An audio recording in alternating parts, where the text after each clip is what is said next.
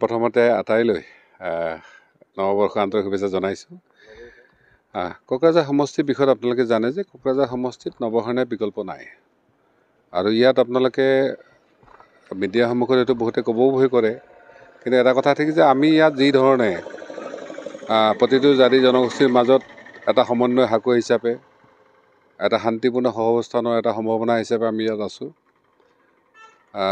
কাৰণ আপোনালোকে জানে যে আমি কোনো ৰেচিয়েল কমিউনেল এনেকুৱা বিভাজনবাদী ৰাজনীতি আমি নাই।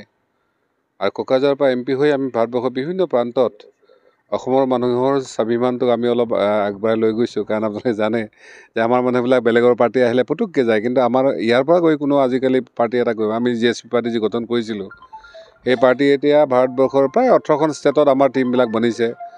আপোনালোকে কাশ্মীৰতো যদি কেতিয়াবা যায়, কমচে কম হীৰা হৰণে বা নৱসেনাৰ কথা ক'লে চাহ একাপ খাই আহিব পাৰিব। গতিকে ইয়াৰ পিছত মই ভাবোঁ কোকৰাঝাৰ সমষ্টিৰ ৰাইজৰ বহুত বেছি আশা নাই। আজিও মই পাতিছিলোঁ আমাৰ সমূহ আদিবাসী সম্প্ৰদায়ৰ যিবিলাক মুখীয়াল মানুহ তেওঁলোকক পাতিছিলোঁ। তেওঁলোকো কৈছে যে সৰু সুৰা যিখিনি কাম থাকে সেইখিনি আমাৰ EM বা MLA বিলাকৰ কাম থাকে, ডিপাৰ্টমেণ্টবিলাক আছে। আজি আপোনালোকে জানে যে দিশা মিটিং আছে আমাৰ। এই দিশা মিটিঙত আমি গোটেই চেণ্ট্ৰেল স্পঞ্চৰ যিবিলাক স্কিম আছে তাৰ বিষয়ে আমি ইয়াত পৰ্যালোচনা হয়।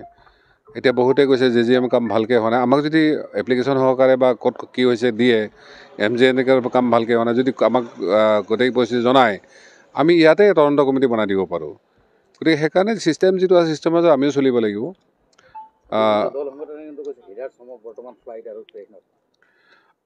দেখক যে এই সংগঠনবিলাকৰ এই ইলেকশ্যন সময়তে তেওঁলোকৰ মানে এটা ৰজগাৰ, কাৰণ ইয়াত তেওঁলোকৰ কোনো ব্যক্তিগত সংস্থাপন নাই, ইণ্ডাষ্ট্ৰী নাই।